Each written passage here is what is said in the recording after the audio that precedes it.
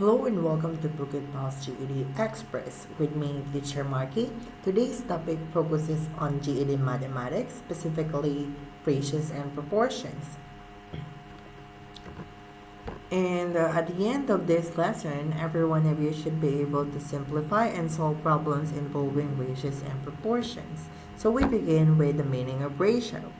A ratio in mathematics is defined as a comparison of two numbers, and it can be written in three different ways, such as A to B, or A over B, A colon B, because a ratio is a fraction and B cannot be zero because that will make the statement or the equation undefined. Now, ratios are expressed or are always expressed in simplest form. That means they should be in lowest term. Now, how to use ratios? The ratio, for example, we have here the statement, the ratio of boys and girls in the class is 12 to 11. So this means that for every 12 boys, you can find 11 girls to match. Or there could be just 12 boys and 11 girls. Or it could be 24 boys and 22 girls because the simplified form of that is just the same. Same is true with 120 and 120 boys and 110 girls. That would be a huge class. So, for example, we have ratio of length and width of this rectangle is 4 to 1. So that means you can say 4 colon 1 or 4 over 1. So what is the ratio if the rectangle is 8 centimeter long and 2 centimeter wide? Still, that would be 4 is to 1 because for every 4 centimeters, you can find 1 centimeter to match, or simply the lowest term of 8 over 4 or 8 over 2 is 4 over 1. Now, can you try guessing the ratio of cats and dogs at my home if it's 2 to 1? So that could be this answer. For example, how many dogs and cats do you have? And we don't know. All we know is if they'd start a fight. Each dog has two cats. So this is just like a humor in this one. So how are we going to simplify ratios? For example, the ratios we saw on last slide were almost simplified. And how was it done? This can be expressed in fraction in a form A over V. For example, the ratio of boys and girls in the class is 12 over 11, and the ratio of the rectangle on the previous slide is 4 over 1. Same is true with the ratio of cats and dog in my house. That would be 2 over 1. Now, how are you going to simplify ratios? Now, suppose you're going to tell that you have 12 cats and 6 dogs. And can you simplify the ratio of cats and dogs to 2 is to 1? So basically, that will be 12 over 6. So that means 12 is divisible by 6 and 6 is divisible by 6. So the answer could be 2 over 1. So we divide both numerator and denominator by their greatest common factor or their GCF, which is 6. That will give you 2 over 1. Now, for example, we have a person's arm, which is 80 centimeter, and he is 2 meters tall. So we find the ratio of the length of his arm to his total height. So to compare them, we need to convert both numbers into the same unit because the other one is in centimeters and the other one is in meters. So 80 centimeters and 2 meters, we convert it. Let's try centimeters first. So our ratio would be arm to height. That would be 80 centimeter to 2 meters. So that will give you 80 centimeters. And for every meters, there would be 100 centimeters. So 100 centimeter times 2, that will give you 200 centimeters. That makes them the same unit. And once we have the same units, we can simplify them. 80 over 200 is equal to 2 over 5. It's because 80 is divisible by 40 and 200 is also divisible by 40. That is their greatest common factor. So 80 divided by 40, that will give you 2, and 200 divided by 40, that will give you 5. Now, let's try M now. For example, arm over height, 80 centimeter over 2 centimeter. On this case, we convert centimeters to meters. That will give you 0.8 meters divided by 2 meters. Once we have the same units, then we can simplify it to 1. So 8 over 20, that makes them the same unit in centimeters. And to make both numbers integers, we need to multiply both numerator and denominator by 10, since we have there the one which is in tenths place, the decimal on the numerator. So we have 2 over 5 because 8 is divisible by 4 and 20 is divisible by 4. That makes it 2 over 5. So if the numerator and denominator do not have the same units, it may be easier to convert to the smaller units so we don't have to work with decimals. For example, 3 centimeters to 12 meters, that will give you 3 centimeters to 12,000 centimeters, or a ratio of 1:400. Suppose we have 2 kilograms by 15 grams, converting kilograms by grams, that will give you 2,000 grams divided by 15 grams. So everything is divisible by 5, so 2,000 divided by 5, that will give you 400, and 15 divided by 5, that will give you 3. Suppose we have 5 feet by 70 inches, so we multiply 5 times 12 to convert it in inches, that will give you 60 inches. Over 70 inches, we will just copy, and that is equal to 6 over 7 because both number can be divided by 10, which is their greatest common factor. Suppose we have 2 grams by 8 grams, they have the same unit already, and the greatest common factor of the two is 2. So 2 divided by 2, that will give you 1, and 8 divided by 2, that will give you 4. It's very easy, and of course, if they are already in the same units, we don't have to worry about converting. So it's a good deal. Now, we have here more examples, and you can work on this and how are you going to simplify these ratios. So 8 over 24, that can be simplified as 1/3 because both of them is divisible by 8. Same is true with 40 by 200. Both of them is divisible by 40. That will give you 1 over 5. And we have 27 over 9 over here, which are both divisible by 9. That will give you 3 over 1. 12 over 50 is divisible by 2. That will give you 6 over 25. 27 over 18 is divisible by 9. That will give you 3 over 2. Now, we move on to proportions. A proportion is basically an equation that equates two ratios. For example, this one is ratio 1 and this one is ratio 2. So we have A over B is equal to C over D. That is the meaning of proportion.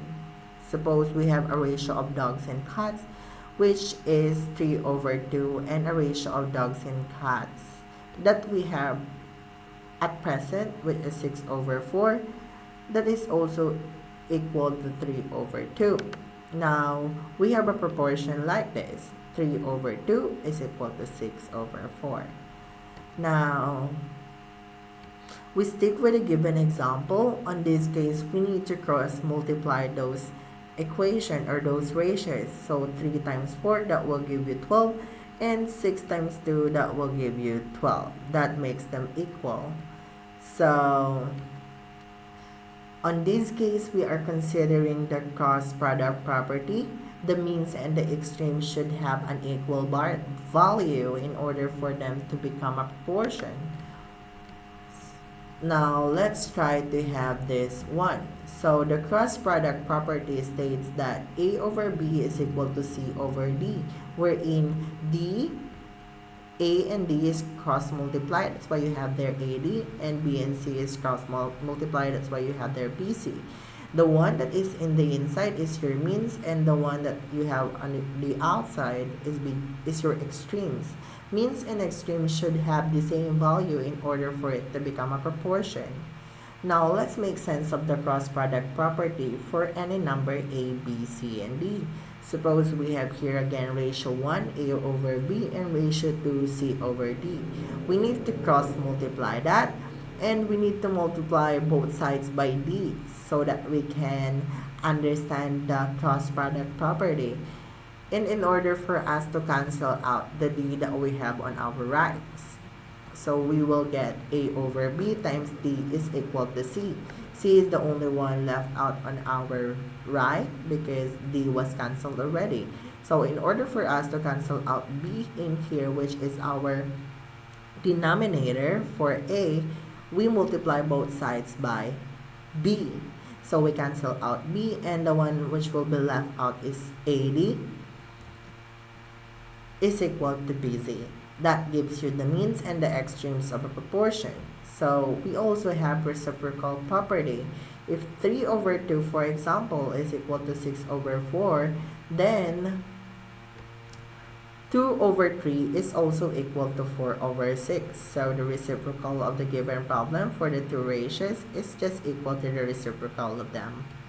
Now, can you see it? If yes, can you think of why it works? It's very easy. Now, how about an example? So we try to solve 7 over 2 is equal to x over 6. You need to solve for x. So we cross multiply, that will give you 2 times x, that is 2x, using the cross product property, and 7 times 6, that will give you 42. 42 is equal to 2x, so we need to divide both sides by 2 to solve for x. That will give you 42 divided by 2, that will give you 21. That is the value of x. Now, we try solving 7 over 2 is equal to 12 over x. Now, cross multiply 7 times x, that is 7x, and 12 times 2, that will give you 24. So, since we are solving for x, we divide both sides by 7. That will give you 24 over 7. Now, can you solve it using reciprocal property? If yes, would it be easier?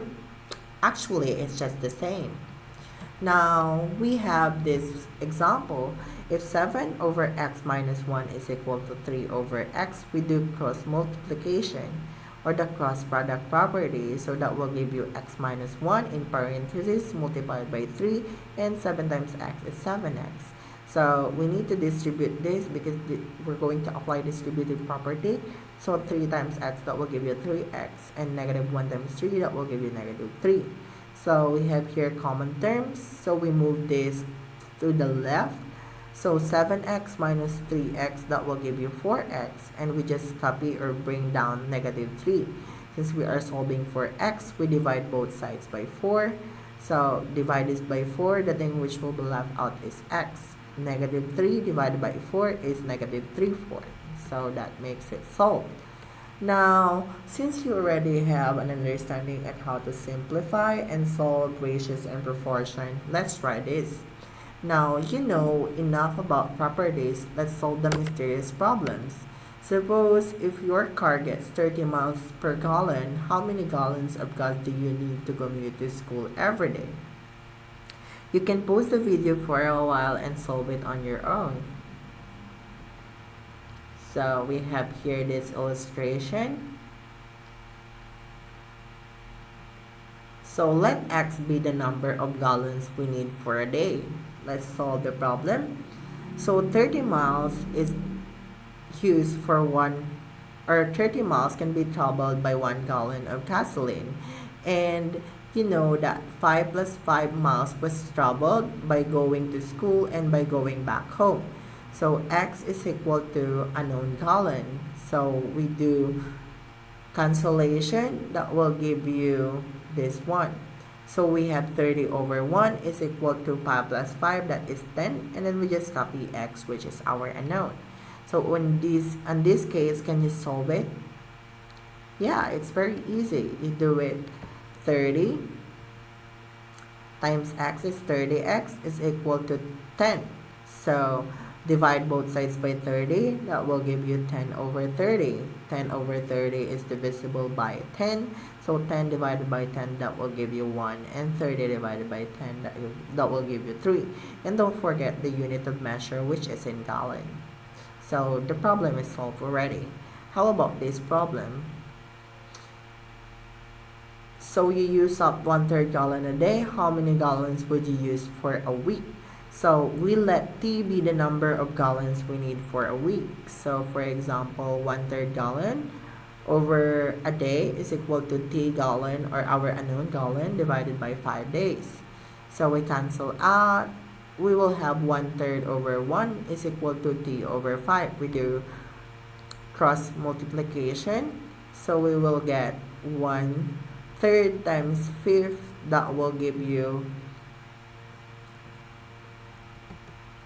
1 times 5 is equal to 3 times t. So you will get t is equal to 5 over 3 because you need to divide both sides by 3. So the answer would be 5/3 gallon for a week. How about this example? So you use up 5/3 gallons a week, which is about 1.67 gallons. Consider if the price of gas is $3.69 per gallon. How much would it cost for a week? So we let S be the sum of cost for a week. So $3.69 is equal to 1 gallon, which is also equal to unknown dollars divided by 1.67 gallons, which is your consumption for a week. So 3.69 divided by 1 is equal to S over 1.67, which will later on be cross multiplied. So 3.69 plus 1.67 is equal to 1S. So we just multiply this one. So 6.16 divided by 1, that will be, or that will give you $6.16 that you can consume or that you can use in order for you to afford the gasoline within a week. So what do you think? You pay about $6 a week just to get to school? Or what about weekends? If you travel twice as much on weekends and say drive 10 miles to the mall and 10 miles back, how many gallons do you need now? And how much would it cost totally? So how much would it cost for a month? Let's try to solve it. Or you can do it on your end by answering that on a separate answer sheet. So you just need to think proportionally, and it's all about proportions. Now, great job everyone, and congratulations for solving this far. That will be all for today, and for the references, we still have Macro Hill preparation for GED test and Nelson Math 2017. I hope you find this video useful and give it a thumbs up and share it with your friends if you say so.